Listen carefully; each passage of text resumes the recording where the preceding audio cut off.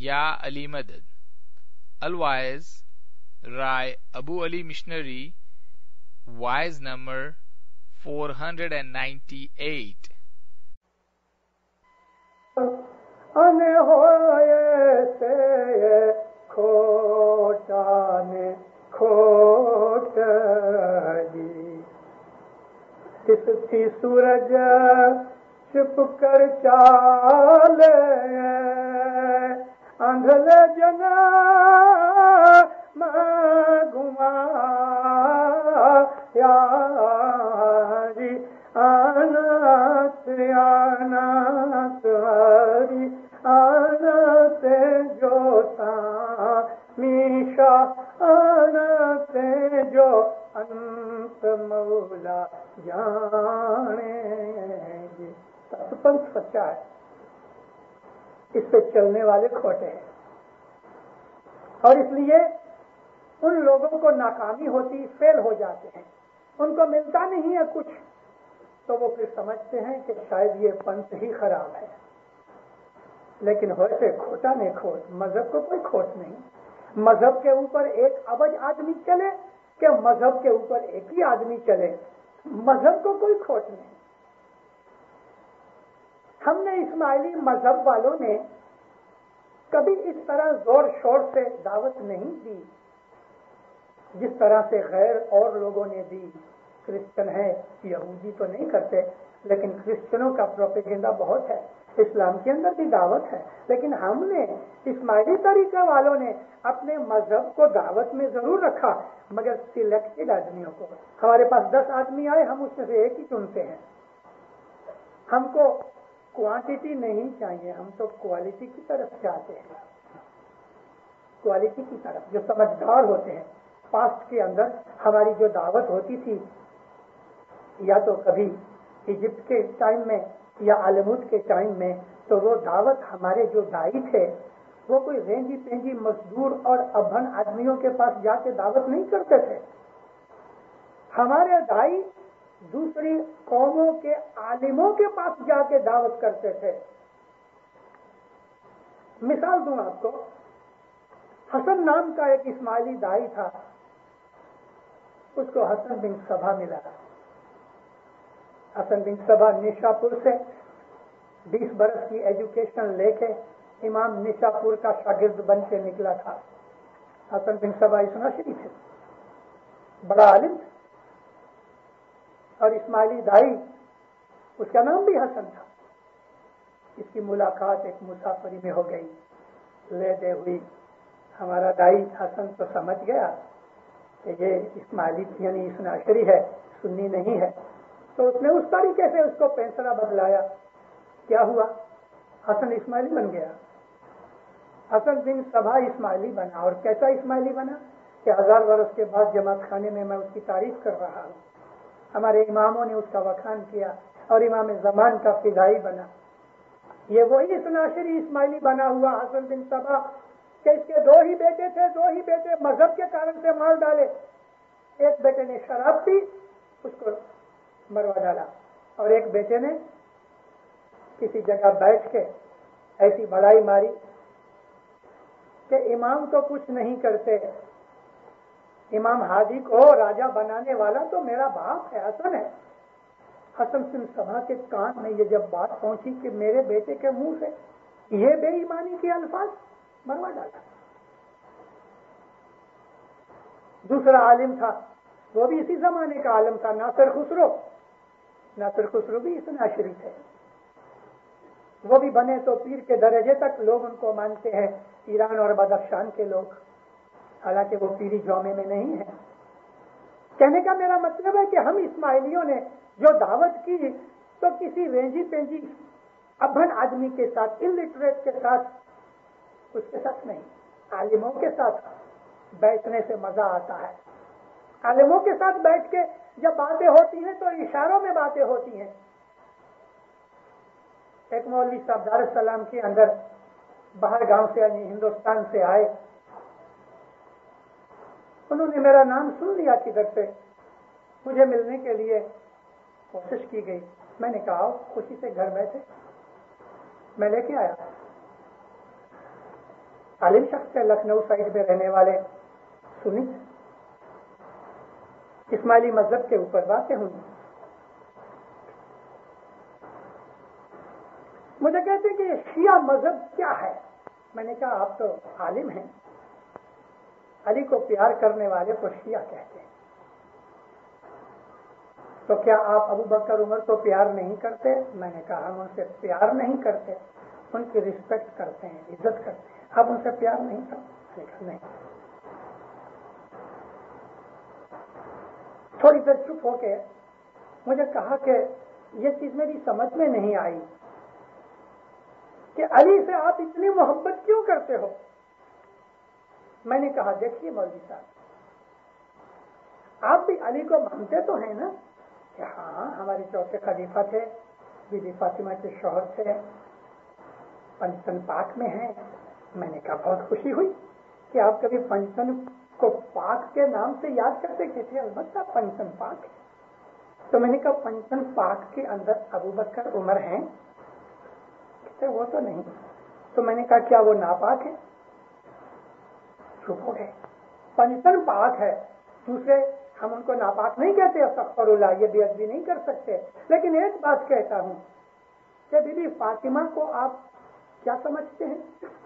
کہنے لگے be be Fatima پنجتن پاک میں ہے، رسول اللہ کی بیٹی ہے.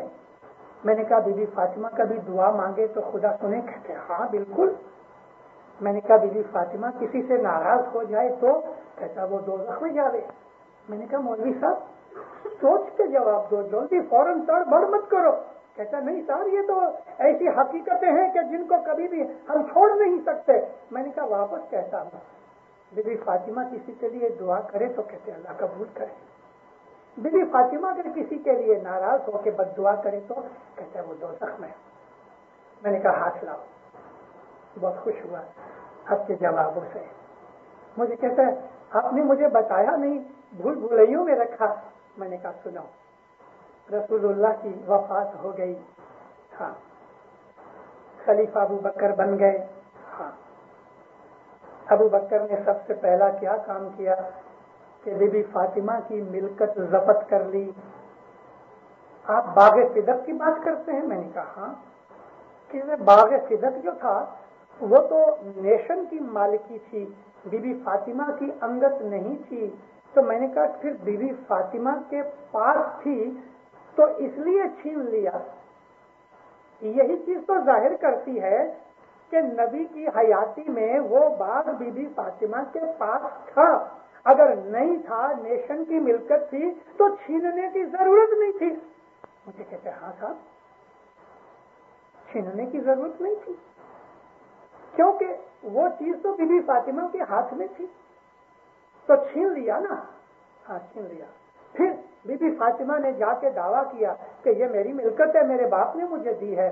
تو حضرت ابو بکر نے کہا آپ کہو کیا کہا؟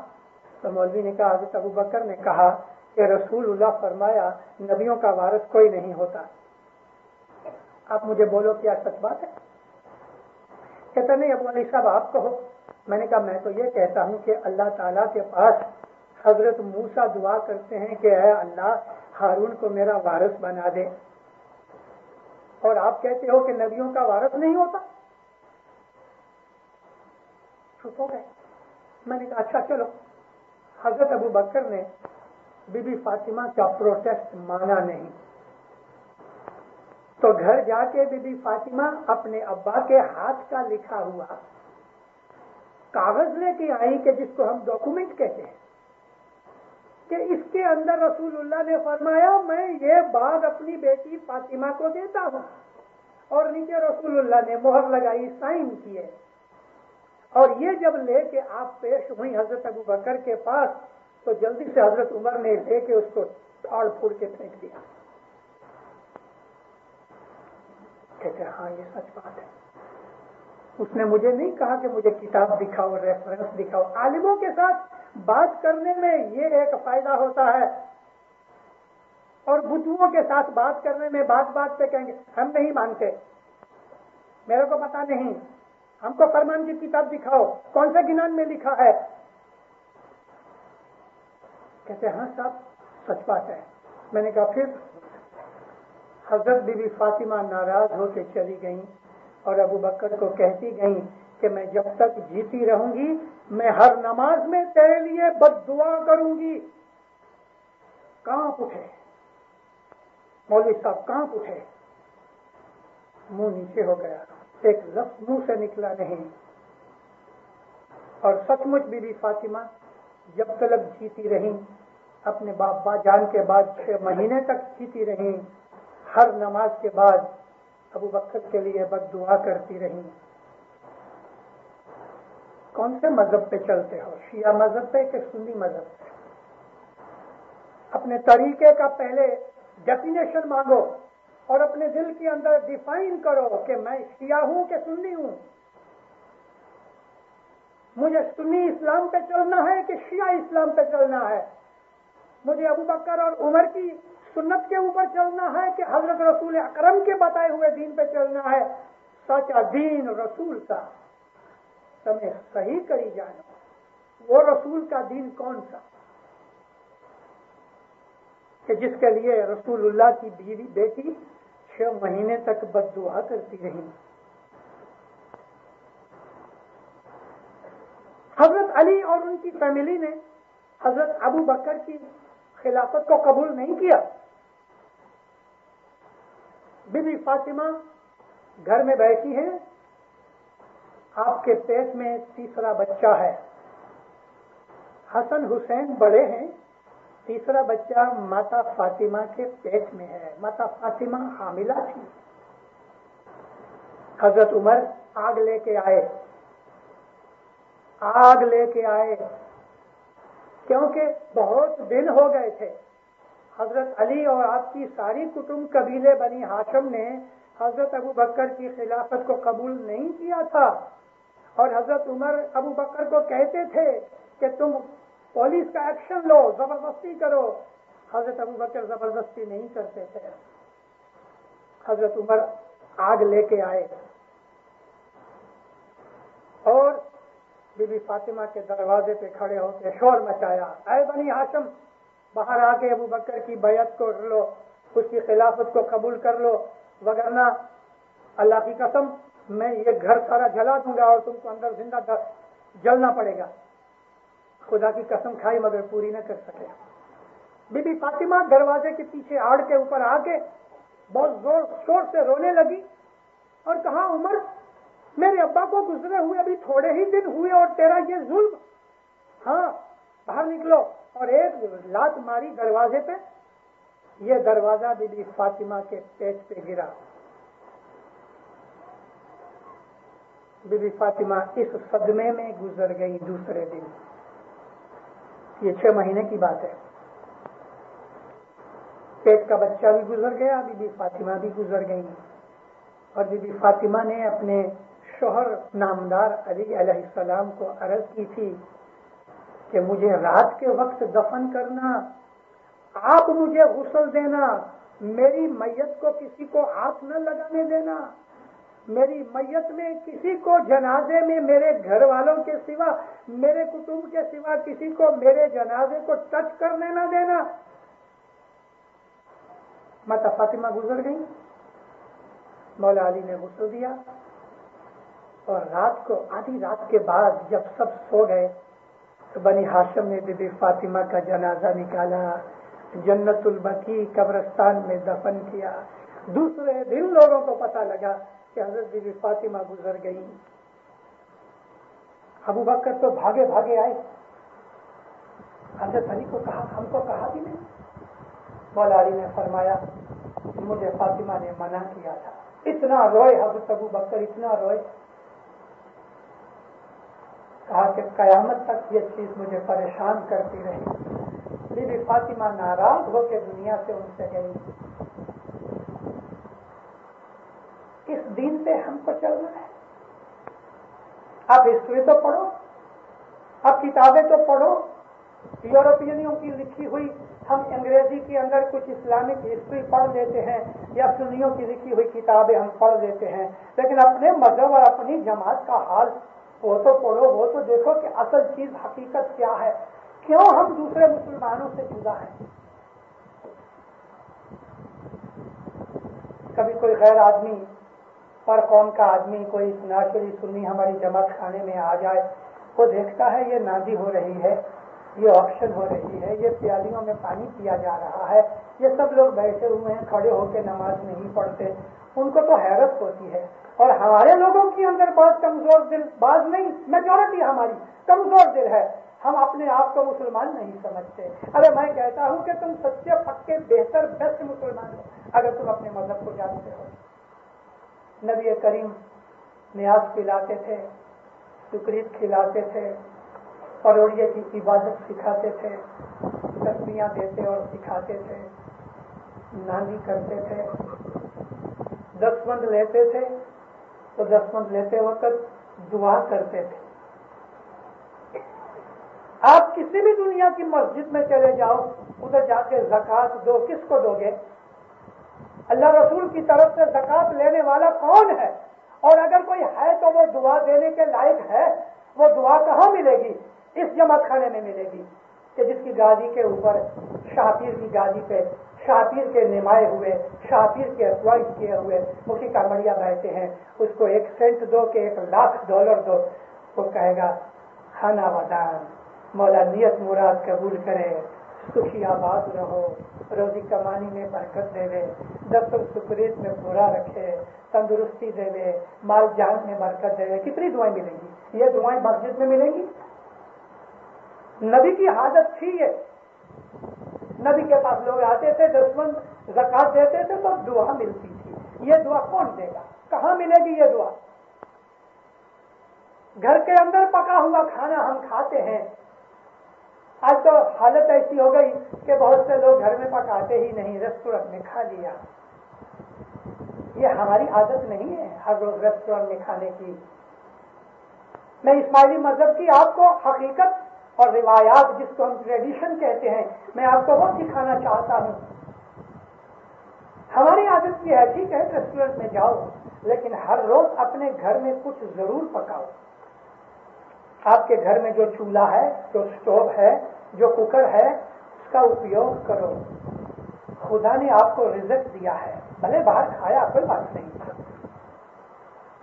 لیکن اپنے گھر میں اپنے سٹوو کے اوپر، اپنی آگ کے اوپر کچھ رزق ضرور پکاؤ۔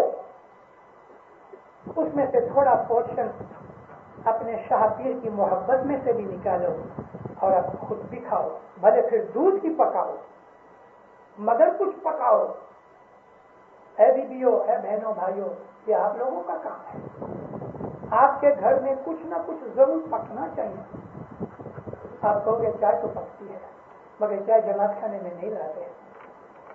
مطلب یہ ہے کہ خدا نے جو رزق دیا ہے، اس رزق میں سے ہم کھانے سے پہلے، یا مولا تیری رحمت سے تو نے مجھ کو رزق دیا۔ دنیا میں کروڑوں ایسے آدمی ہیں کہ جن کو ایک مورسل جتنا، ایک لقمے جتنا بھی نہیں ملتا۔ جاؤ حالت دیکھو ادھر جا کے، بنگال بہار کے اندر، ایتھوپیا کے اندر، تنزانیہ کے اندر، چنیانگا کے ایریا کے اندر ڈھور ڈنگر مرے ہوئے پڑے ہیں، گھاس کا ایک تنکا نہیں ہے، لوگ بھوکے مر رہے ہیں۔ 6 لاکھ آدمی ادھر بھوکے ہیں ایتھوپیا کے اندر، جن کو ایک ٹک کا ایک لقمہ بھی کھانے کو نہیں ملتا، اور خدا تعالیٰ نے ہم کو اتنا بہت رزق دے دیا ہے، اس کی شکر گزاری کرو۔ اور شکر گزاری، تھینکس گیونگ کا ایک طریقہ ہم کو ہمارے نبی نے، ہمارے رسول نے یہ سکھایا ہے کہ تم اپنے گھر میں جو کچھ بھی پکاؤ، اس میں سے تھوڑا نکال کے اللہ رسول کی مہمانی کرو۔ مدینے کی عورتیں اپنے اپنے گھروں کے، اپنے غلاموں، اپنے بچوں، اپنے شوہروں کے ہاتھ سے کچھ نہ کچھ پکا کے نبی کے گھر بھیجتی رہتی تھی۔ نبی اس میں سے کھاتے تھے، تھوڑا اس میں سے کھایا، تھوڑا اس میں سے کھایا، بچ جاتا تھا تو نبی کے مسجد کے بازو میں ہی 300-350 جو اصحاب صفہ تھے، یعنی جو مشنریز تھے، دائی تھے، اس زمانے کے اندر ان کو عامل کہتے تھے، وہ مذہب کا کام کرتے تھے، آجو بازو میں جا کے کار سازی یعنی مال زکوٰۃ لیتے تھے، جمع کرتے تھے، یہ سب اکٹھا کر کے ادھر نبی کے پاس لاتے تھے، تو باقی کی ناندی کی جو چیزیں مہمانی یہ ان کو دے دیتے تھے۔ رسول پہلے خود کھاتے تھے، من پسند چیزیں لے لے، باقی کہیں کہ جاؤ ان کو دے دو، یہ ناندی ہوتی تھی۔ آج دنیا کی کون سی مسلمان عورت اللہ رسول کو کھلاتی ہے؟ ہماری اسماعیلی بچی بہن کھلاتی ہے۔ یہ ناندی وہ ہے کہ جو ہم اپنے گھروں میں سے پکا کے لاتے ہیں اور اللہ رسول کی مہمانی لاتے ہیں، اب یہ مہمانی ادھر اکٹھی ہو جاتی ہے تو پھر ہم اس کی نامی کرتے ہیں، اس کو بیچ کے اس کے پیسے ہم امام کے پاس پہنچا دیتے ہیں، کیونکہ یہ ساری دنیا کے اسماعیلی اپنے گھر کی پکی ہوئی چیزیں حضرت امام کے پاس پیرس میں بھیجنے چاہیں تو ہر روز ایک اسٹیمر پہنچے اس کے پاس، تو کرے کیا اس کو؟ ہم ان چیزوں کو، یہ ایک عقل کی بات ہے کہ ان چیزوں کو ہم بیچ کے پیسے اکٹھے کر کے اپنے شاپی کے پاس لے جاتے ہیں کہ یہ مہمانی ہے جو ہم نے اپنے رزق میں سے نکالی ہے۔ یہ رسول اللہ کا دین تھا۔ آج مسلمانوں کے پاس یہ دین نہیں، مسلمانوں کو ان چیزوں کی خبر بھی نہیں، بڑے بڑے عالم ہیں، انہوں نے کتابوں میں پڑھا ہے مگر ان کے پاس یہ بات نہیں ہے۔ مدینے اور ارد گرد کے جو لوگ تھے ان کے گھر بچہ ہوتا تھا تو نزدیک ہوتے تھے تو بھاگ کے آتے تھے، یا نبی ہمارے گھر بیٹا ہوا بیٹی ہوئی، ہم کو اس کا نام دو، وہ نام دیتے تھے۔ کبھی لے کے آتے تھے تو پیار کرتے تھے، ہاتھ پھراتے تھے منہ پہ۔ کبھی شادی بیاہ ہوتی تھی تو نبی کے پاس آتے تھے، دعا مانگتے تھے۔ کبھی کوئی مشکل آ گئی تو نبی کے پاس بھاگ کے آئے اور کہا یا نبی یہ مصیبت آ گئی، تو نبی اس کو ایڈوائز کرتے تھے۔ کوئی بیماری ہو گئی تو نبی کے پاس آ گئے تو نبی نے ان کو کبھی دعا دے دی، کبھی کوئی دوا دے دی، کبھی کوئی پانی دے دیا کہ جاؤ جا کے چھانٹا دینا۔ یہ وہ تمام باتیں آج ہمارے اندر ہیں۔ ہمارے اپنے بچوں کا نام حضرت امام سے لیتے ہیں، ہمیں کوئی مشکل مصیبت آ جاتی ہے تو امام کو عرضیاں بھیجتے ہیں، ظاہر بھانے آ کے بیٹھتا ہے تو ہم عاجزی سے مہمانی کرتے اور اپنی تکلیفیں کا بیان کرتے ہیں، ہمارے اندر آ کے بیٹھتا ہے، ہمارے دکھ سکھ کی باتیں سنتا ہے، ہماری مدد کرتا ہے۔ یہ وہ سب رسول اللہ کا طریقہ تھا۔ آج نبی ہمارے پاس ہے، رسول اکرم نورانی حالت میں ہمارے پاس ہے، مسجدیں خالی پڑی ہیں، کہاں جائیں؟ کسی مولوی کے پاس جاتے ہیں تو وہ تو لالچ سے بھرے بیٹھے ہیں۔ اسماعیلی مذہب جو رسول کا مذہب ہے وہ یہ ہے، یہ رسول کا مذہب ہے، یہ روحانی مذہب ہے، یہ صوفی مذہب ہے، یہ وہ طریقہ ہے کہ جو لاکھوں برسوں سے آد و ناد سے چلا آتا ہے۔ کون سا طریقہ؟ خدا کی محبت کا طریقہ۔ ہم لوگ خدا سے محبت کرنے والے ہیں، ہم اپنے حضرت امام کو اللہ کا نور سمجھتے ہیں اور یہ سمجھ کے ہماری جان بھی اپنے مولا کے اوپر قربان کرنے کو تیار ہوتے ہیں۔ ہم اپنے مولا سے محبت کرتے ہیں، بلا شک محبت کرتے ہیں۔ دنیا بھر کے اندر ہمارے جیسا اور کوئی طریقہ نہیں ہے، اور صرف یہ نہیں کہ ایک امام ہوا تو پھر مر گیا تو ان کو ماننے والے پاسٹ کی طرف چلے جاتے ہیں، پریزنٹ کسی کے پاس نہیں۔ دیکھو یہ قادیانی احمدی لوگ ہیں، 100 برس پہلے ان کے مرزا غلام احمد تھے، 80 برس پہلے وہ بھی گزر گئے۔ اب اس کو امام کے طور پہ، نبی کے طور پہ مانتے ہیں، لیکن اس کے بعد اس کی اولاد ہے، اس کو کچھ نہیں مانتے۔ امریکہ کے اندر شاید لاکھوں جتنے آدمی ہوں گے، یہ وہ لوگ ہیں کہ جو ایران میں پیدا ہوئے یہ ایک آدمی کو مانتے ہیں، بہاءاللہ کو۔ بہاءاللہ کو مرے ہوئے وہ بھی 70-75 برس ہو گئے، لیکن اس کے بعد اس کی جو اولاد ہوئی تو اس کو کوئی درجہ نہیں ملا۔ سب لوگ بھوت کال میں، پاس میں چلے گئے، مر گیا تو مر گیا، وہ سلسلہ پھر ختم ہو گیا۔ ہمارے اندر تو ہر وقت بیٹھا ہے، ہمارا امام تو کبھی مرتا ہی نہیں۔ ہم جس کو پیار کرتے ہیں، ہمارا پیارا، ہمارا معشوق تو کبھی مرتا نہیں، وہ ہر وقت ہمارے پاس ہے، ہر حالت میں ہمارے پاس ہے۔ کبھی بوڑھا ہوتا ہے تو پھر جوان ہو جاتا ہے، جوان ہوتا ہے تو بوڑھا ہو جاتا ہے، لیکن ہمارا امام، ہمارا معبود، ہمارا پیارا، ہمارا محبوب کبھی مرتا نہیں۔ دنیا بھر کے اندر کہیں نہیں، صرف اسماعیلی مذہب کے اندر یہ چیز ہے، اور اس لیے دینداروں اسماعیلی مذہب کی بنیاد حضرت امام کی محبت کے اوپر ہے۔ یہی اللہ رسول ہے، کیونکہ اللہ رسول نورانی حالت میں ہے، اللہ کا کوئی بدن نہیں، اللہ کا کوئی بھاگیدار نہیں، ہم مشرک نہیں، ہم شرک نہیں کرتے، ہم دو خداؤں کو نہیں مانتے، ہم لعنت کرتے ہیں اس کے اوپر، شرک کرنے والا کافر ہے۔ ہم اسماعیلی ایک ہی خدا کو مانتے ہیں، دو نہیں، لیکن خدا نور ہے، خدا کا کوئی بدن نہیں ہے. جس طرح محمد رسول اللہ کے اندر اللہ کا نور تھا، اسی طرح سے حضرت مولانا شاہ کریم صلی اللہ علیہ کے اندر وہی اللہ کا نور موجود ہے. یہ اسماعیلی مذہب ہے. سچا دین رسول کا تمہیں صحیح کری جائے. یہ کوئی چاہے اس دین کو، اس دین سے جو پیار کرتا ہے اس کو دیکھے آؤ. پیار کرنے والے بہت بہت ہیں. امام سلطان محمد شاہ صلی اللہ علیہ 1926 میں بمبئی آئے.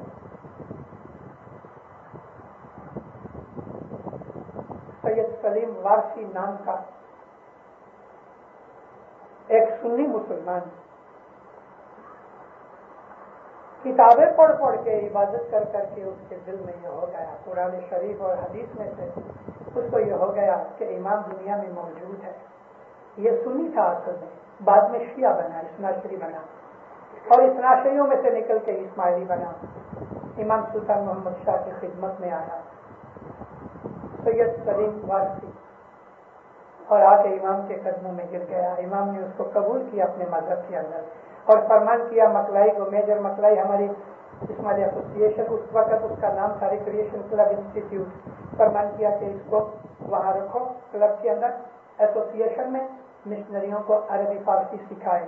سید سلیم وارسی نے 2 کتابیں لکھی، پہلا بھاگ اور دوسرا بھاگ اظہار حقیقت اردو میں لکھی. اپنی کھوجا سندھی پریس میں اس کا گجراتی کے اندر چھپایا گیا. لپی گجراتی لیکن زبان وہی اردو رہنے دی انہوں نے. وہ کتابیں ملتی ہیں، شاید نہیں ملتی تو لائبریری میں ضرور ہوگی، ہماری ایسوسیشن کی ریفرنس لائبریری میں. اظہار حقیقت، وائز کرنے والے اور ٹیچرز بننے والے یا وہ لوگ بچے کے جن کو انٹرسٹ ہے، یہ کتاب پڑھو خوش ہو جاؤ گے. اسماعیلی بن کے اس نے جو امام زمان کی شناخت اور اس کی نوری شناخت کے لیے جو کتاب لکھی ہے، پہلا حصہ تو بہت چھوٹا ہے لیکن دوسرا حصہ بہت اچھا اور بہت پڑھنے جیسا ہے. ایک اور آدمی اسی طرح کا نکلا، ایک ٹیپ ہے،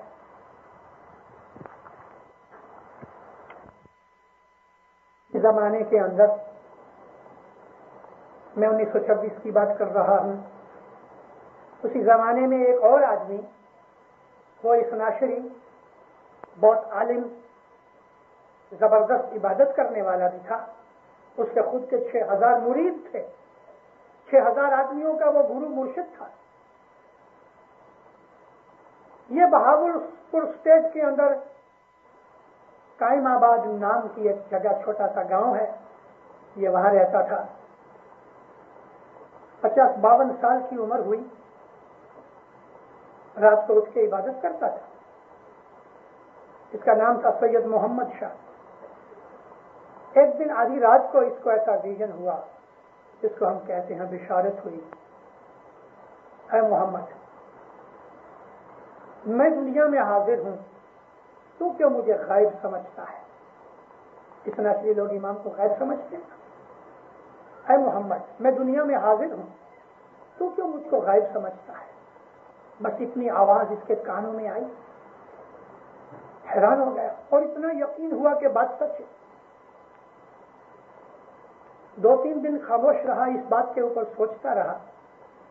آخر ایک رات کو جس طرح سے سدھارتھ راجا اپنی بیوی بچوں کو راج پاٹ کو چھوڑ کے چلا گیا اور عبادت کر کے نام اس کا گوتم بدھ ہو گیا، یہ سید محمد شاہ آدھی رات کو سب گھر والوں کو سوتا ہوا چھوڑ کے، اس کے 7-8 بچے تھے، 2 بیویاں تھیں، بہت مال ملکت تھی، 6000 تو مرید تھے اس کے. کسی کو کہے بغیر آدھی رات کو پاؤں سے یہ 6-7 میل چل کے ایک ریلوے اسٹیشن پہ پہنچا اور وہاں بیٹھ کے بہاولپور اسٹیٹ میں آیا، بہاولپور سے کراچی آیا اور کراچی میں آ کے اسٹیمر لے کے مڈل ایسٹ چلا گیا. کیونکہ جب اس کو یہ بات ملی کہ میں دنیا میں حاضر ہوں، تو اس کو یہ خیال آیا کہ امام تو ضرور مڈل ایسٹ میں ہوگا.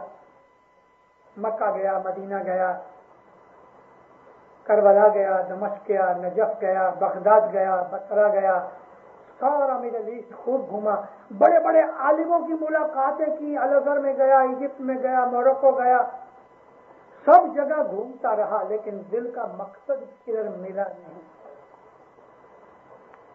जाजो जाजो समुंदरिया नीर रे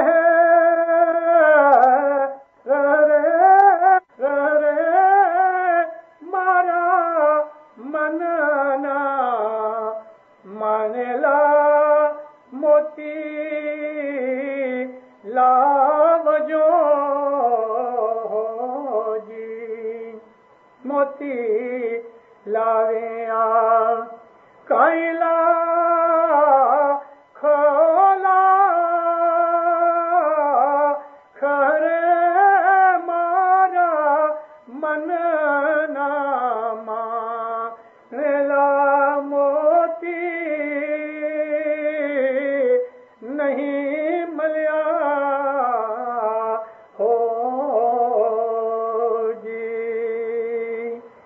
बहुत से मोती देखे इसने, आलिम देखे, मगर मन का मोती न मिला। 12 बरस निकल गए। घूमते घूमते आलिमों को मिलते मिलते मकसद क्या था? इमाम को ढूंढ रहा था। हजर इमाम को ढूंढ रहा था। बड़ी बड़ी दाढ़ियों वाले, पगड़ी वाले, आंखों में सुरमा लगाया है, गले में तस्बीह पड़ी है, दाढ़ी को मेहंदी लगाई है, हाथ में तस्बीह है, हलवा पूरी खाते हैं, मजे से बैठे हैं, मुंह में पान है। उसके ख्याल में इमाम भी ऐसा ही होगा, जब्बा पहना होगा, 2 फुट की दाढ़ी होगी, हटाकटा होगा, खा खा के मुर्गियां खूब फूल गया होगा, बड़ी पगड़ी होगी। इस तरह तो उसको इमाम किधर भी मिला नहीं। 12 साल हो गए। 12 साल की इस मुसाफरी में थक गया, निराश हो गया, बीमार हो गया। जब आदमी मेहनत करे और फेल हो जावे और मकसूद न मिले तो इंसान की हिम्मत टूट जाती है, इंसान ढीला पड़ जाता है, शक्ति निकल जाती है, बीमार हो जाता है, दिमाग भी खराब हो जाता है। बीमार हो गया, बगदाद में पहुंचा। रोज बरोज बीमारी बढ़ती गई। जिस आदमी के घर में बगदाद के अंदर ठहरे थे, उसको एक दिन कहा कि मेरी एक अर्ज है। ये 12 बरस में इसने कभी भी एक लाइन भी, एक खत भी घर वालों को नहीं लिखा, और वो तो उसकी जियारत का पिलाव खा के बैठ गए थे। इसने इस आदमी को कहा, मेरी एक अर्ज है, मुझे किसी तरह से ये 40 माइल दूर मौला अली का रोजा नजफ में है, वहां मुझे पहुंचा दो। दिल में कहा कि वहां जाऊं, मौत तो नजदीक है, तो मौला अली के रोजे पे जाके मरूं तो कहूंगा कि या मौला, ढूंढा तो बहुत था, तू मिला नहीं। उसने बंदोबस्त किया, ये इधर नजफ आया। कुछ नहीं था, कोई सामान नहीं था, कोई दूसरे कपड़े नहीं थे।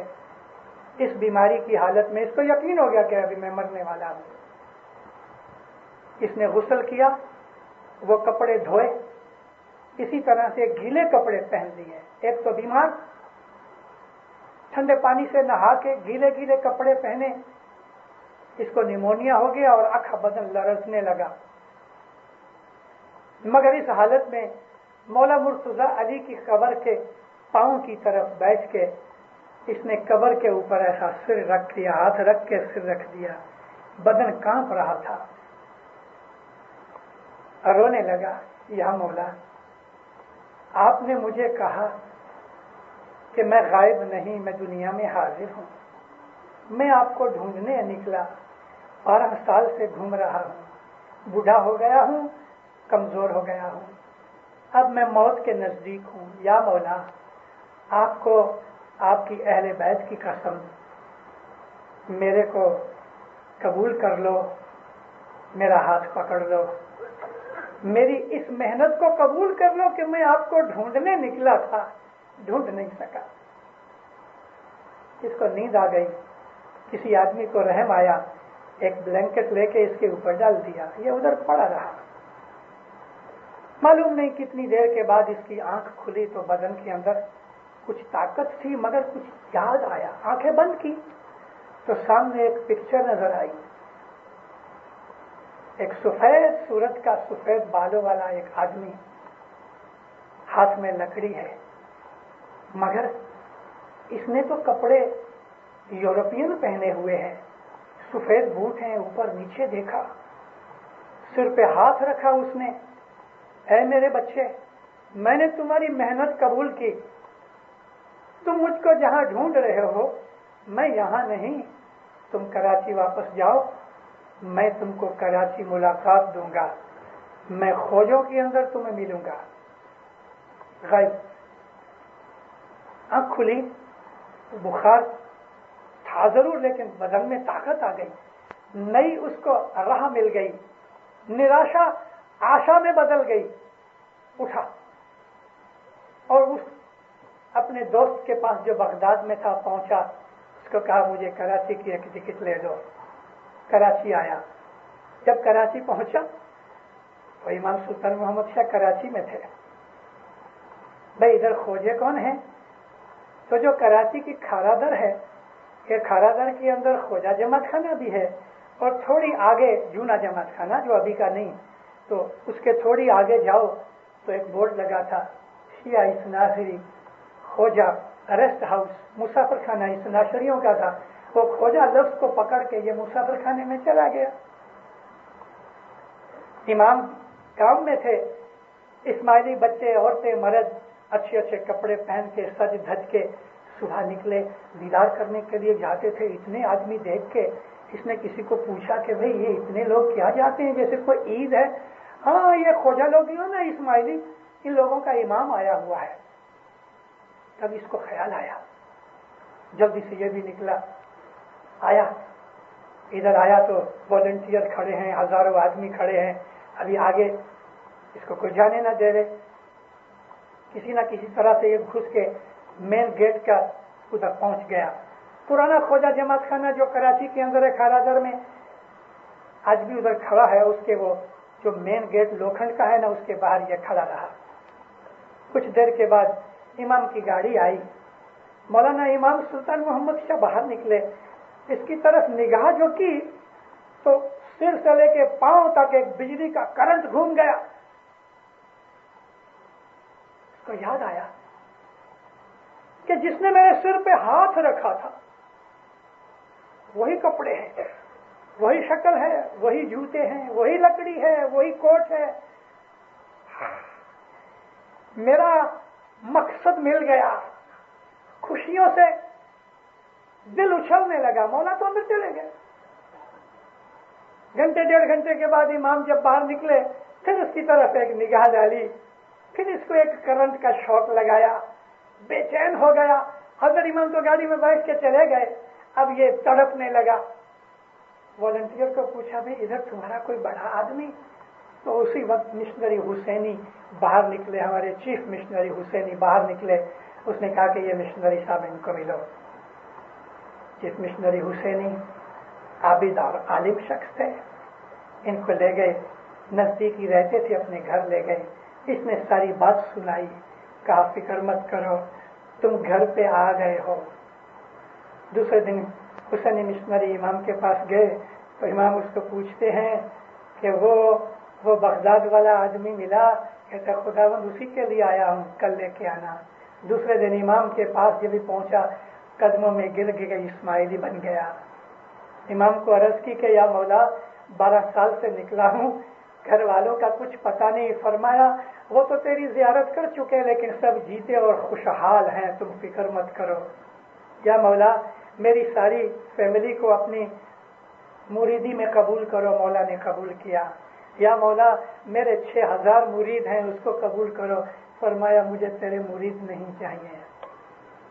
یہ مشنری سید غلام علی شاہ کے باپ کا نام ہے, سید محمد شاہ. اس کا بیٹا مشنری غلام علی شاہ. آپ میں سے بہت سے لوگوں نے ان کو دیکھا ہوگا.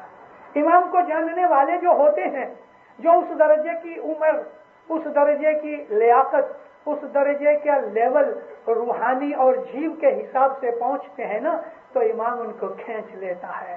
لیکن ہم اسماعیلی अपने माता पिता के घर में जन्म लिया इसलिए इस्माइली हैं। हमने अभी तक इस्माइली मजहब को जाना नहीं कि इस्माइली मजहब क्या है। इसलिए दीनदारों, हमको इस्माइली मजहब में से फायदा नहीं मिलता। तस्बीह निकालते हैं तो कोई सुनता नहीं, सुनता तो है मगर कबूल नहीं करता। दुआ मांगते हैं तो सुनी नहीं जाती, क्योंकि इस्माइली मजहब पे नहीं चलते। हमारे अमाल अच्छे नहीं, हमारी चाल चलगत अच्छी नहीं, हमारा अंतकरण साफ नहीं, हमारे विचार गंदे हैं, हमारे अमाल गंदे हैं, हम झूठ बोलते हैं, बदियां करते हैं, वो तमाम चीजें करते हैं कि जो मौला मना करता है मत करो। अब मुझे बताओ कि जब मुर्शिद कहे कि ये करो और तुम उसको विरुद्ध में करो, तो उसका तो मतलब ये हुआ कि मुर्शिद का सामना कर रहे हो, उसकी गुलामी नहीं करते। हम तो उसका सामना करते हैं। तू बोलता ना झूठ नहीं बोलो, बोलेंगे। तू बोलता ना रोज जमात खाने आओ, नहीं आएंगे, वीडियो देखेंगे मगर तेरे जमात खाने नहीं आएंगे। बोल, हमारा हाल ऐसा है कि नहीं? देखी सर, महाव्रत तमें आधर्यो पण तमें कह न जाने सतपंथ नु भेद। तुमने इस्माइली मजहब को समझा नहीं। ये वो मजहब है जो मोहब्बत का मजहब है। मोहब्बत लहरें लेती है, मोहब्बत लहरें लेती है। अब तेरी मोहब्बत लागी मेरे साहिब, अब तेरी मोहब्बत लागी। ए मन मेरे मोहब्बत लागी मेरे साहिब, अब तेरी मोहब्बत लागी।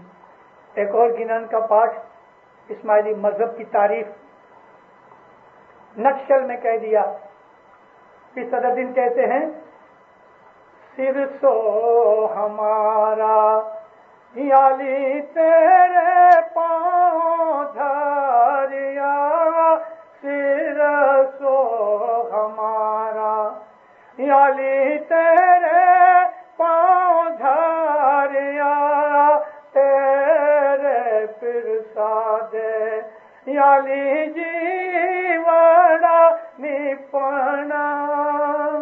तेरे फिर सादे का मतलब तेरे वास्ते, तेरी रहमत से मेरे जीव का उद्धार होगा, मुझे नजात मिलेगी। और हमको कहा, भोरे मन श्रेवो सिरजनहार, जीवड़ा तू जाग, अल्लाह रा तू जाग, मेरे अल्लाह सो दिन आवे जी। जीवड़ा तू जाग, भोरे मन श्रेवो। भोड़ा मन कहते हैं कि जिस मन में पाप न हो, प्योर माइंड से, साफ पाक दिल से मौला की इबादत करो। और तुम जागो, उठो, सही सच्ची हकीकत को समझो। दुआ करते हैं, अल्लाह रा, खुदा के वास्ते जागो, खुदा के वास्ते जागो, क्योंकि मौत नजदीक है, आकबत नजदीक है और आकबत बहुत लंबी है। ये चंद दिन की जिंदगी गुजार के जाना है। दीनदारों, हमारा इस्माइली मजहब, मैंने आपको आज नक्शल के अंदर आद उनाद से लेके आज तक मैंने आपको मुसाफरी कराई और ये सब सीनरी दिखाई। ये इस्माइली मजहब है। अगर हमने इस मजहब के ऊपर सच्चे तरीके से अमल किया तो हजरत इमाम का एक फरमान है, भले तुमको दुनिया में दुख आएंगे मगर तुम कभी दुखी नहीं होगे। आंख बंद करोगे, सुख शांति के फवारे छूटेंगे। आंख बंद करोगे, खुदावंद आलमीन के नूर की बरसात नजर आएगी। आंख बंद करोगे, भले दुनिया के अंदर कितने भी दुख होंगे लेकिन आपके दिल के अंदर जो राहतें और खुशियां होंगी उसको कोई जान नहीं सकता, वो सिर्फ आप ही जान सकोगे। दिल के अंदर खुशियां रहेंगी। तमाम नबियों ने, तमाम इमामों ने, तमाम पीरों ने और इसके अलावा जितने भी दुनिया के अंदर मोमिनीन और इबादत करने वाले हुए, उन्होंने दुनिया में बड़े दुख उठाए। सिर्फ साबर नबी देख लो, साबर नबी जिनका नाम अयूब था, इंग्लिश में उसको जॉब कहते हैं, JOB। आप कभी बाइबल देखो ओल्ड टेस्टामेंट के अंदर तो जॉब का चैप्टर पढ़ो। अल्लाह ताला ने कुरान शरीफ के अंदर, रसूल अकरम ने अपनी हदीसों के अंदर, हमारे पीरों ने अपने गिनानों के अंदर हजरत अयूब का बहुत जिक्र किया है। अयूब अलैहिस्सलाम बादशाह थे, बहुत सब्र वाले थे। कोई भी दुख आपके मन को हिला नहीं सकता था और हमेशा अपनी उम्मत को सब्र की तलकीन करते थे। अब सब्र करने वाले जो लोग थे उनके सामने कोई एग्जाम्पल भी होनी चाहिए। हजरत अयूब अलैहिस्सलाम जब सब्र की तालीम देते थे तो बाज लोग ऐसे भी थे कि जो ये कहते थे कि हाँ, खुद पे कभी दुख पड़ा नहीं इसलिए हमको कहता है सब्र करो। उम्मत में बदमाश भी तो होते हैं ना। तो हजरत अयूब अलैहिस्सलाम को अल्लाह ताला ने एक वही भेजी है, अयूब मैं तुम्हारे ऊपर एक परीक्षा भेजने वाला हूं। आमीन खुदावंदा। वो मेरी परीक्षा ये होगी कि तेरे बदन के अंदर कीड़े पड़ेंगे, जीवांत पड़ेंगे, और वो मेरे मेहमान के तौर पे रखना। मेहमान के तौर पे रखने का मतलब कि दवा भी मत करके उनको मार मत डालना। आमीन खुदाया। आहिस्ता आहिस्ता बदन के अंदर स्किन डिजीज शुरू हुआ, कोढ़ की बीमारी हो गई, कीड़े पड़ गए। हकीम डॉक्टर आए, इलाज करने के लिए मना किया, अल्लाह की जैसी मर्जी। इसी तरह से हुजूर अलैहिस्सलाम बर्दाश्त करते रहे। बदन में बू आने लगी। 6 बीबियां थी, 5 भाग गई, क्योंकि वो अपने शौहर को समझ ना सकी कि ये कौन है। महज दुनिया का एक इंसान समझा, लेकिन एक बीबी वो जानती थी कि हुजूर नबी हैं। वो साथ रही। लोगों ने आके कहा, या हजरत आप ना तो इलाज कराते हो, ना आप अच्छे होते हो, और डर है कि ये बीमारी सारे शहर में फैल ना जाए, आप शहर छोड़ के चले जाओ। तो आपने महल और शहर छोड़ दिया, जंगल में चले गए। ये एक बीबी उनके साथ सुख सुख में रही। काफी मुद्दत तक यूं ही रहा।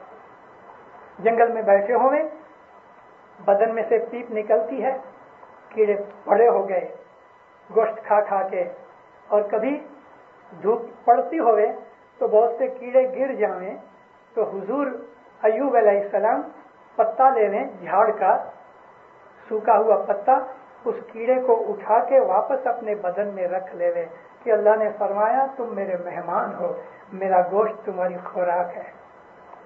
जब ये हालत देखी, खुदा ने कहा, ऐ अयूब तुम अपने टेस्ट में पूरे उतरे, हम तुम्हारे ऊपर राजी हैं। इस पहाड़ के पीछे जाओ, वहां एक चश्मा है, उसमें गुस्ल करो। यानी वो सिल्फर का चश्मा था, उसमें गए, अच्छे हो गए, अच्छे होके वापस आए। ज़िक्रिया अलैहिस्सलाम को करवत से चीरा गया।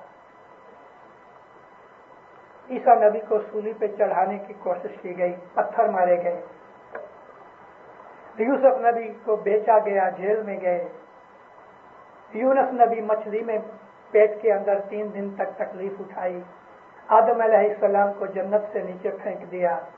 नूह नबी अलैहिस्सलाम के ऊपर भी कितना दुख पड़ा। हर एक नबी ने दुख उठाए, हर एक इमाम ने दुख उठाए, हर एक पीर ने दुख उठाए। और याद रखो दीनदारों कि इबादत करने वाले जो लोग होते हैं, जो अल्लाह को प्यार करने वाले होते हैं, उनको दुनिया में दुख भी बहुत आते हैं, मगर वो लोग कभी दुखी नहीं होते। उनके दिल में हमेशा सीने में नूर चमकता रहता है, वो हमेशा खुशी रहते हैं। इन दुखों को तो वो कुछ समझते ही नहीं। लोगों की नजर में भले उनको दुख लगता होगा, लेकिन उनके दिलों के अंदर कभी कोई दुख नहीं होता। मौला फरमाया कि तुमको दुख आएंगे, लेकिन इंशाअल्लाह तुम कभी दुखी नहीं होगे। ये इस्माइली मजहब मोहब्बत की वजह से ऐसा है। इमाम की मोहब्बत की वजह से हमें दिलों के अंदर दुख नहीं लगता। दीनदारों, इस मजहब के ऊपर अमल करो, इस मजहब को समझो, इस मजहब का इल्म हासिल करो, अपनी हालत को बदलो, अपने विचारों को, अपने अमाल को पाक बनाओ और मजहब की सच्ची हकीकत के ऊपर अमल करो। 2 बरस 3 बरस तक करके देखो, دیکھو آپ کو کتنا مزہ آتا ہے.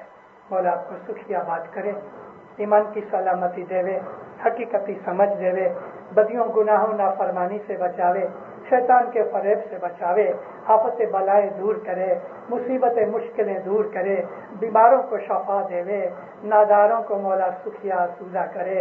مولا آپ کی ہر نیک مراد پوری کرے. مولا آپ کے دلوں کو اپنی محبت سے بھر دے. مولا آپ کو اپنا ظاہر باطن میں نور عطا کرے.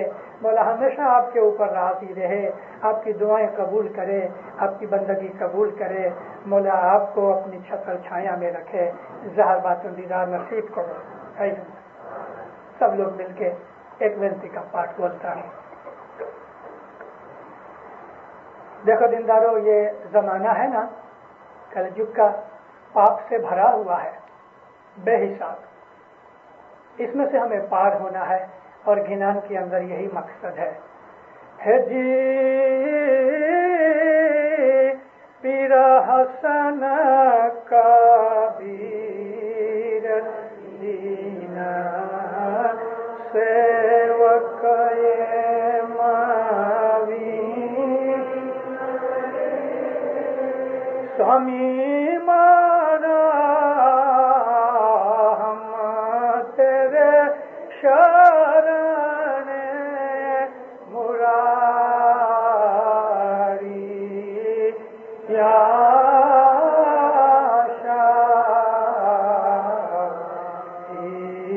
جگ کوڑ کپٹ چھل بھاریا شاست ستی پا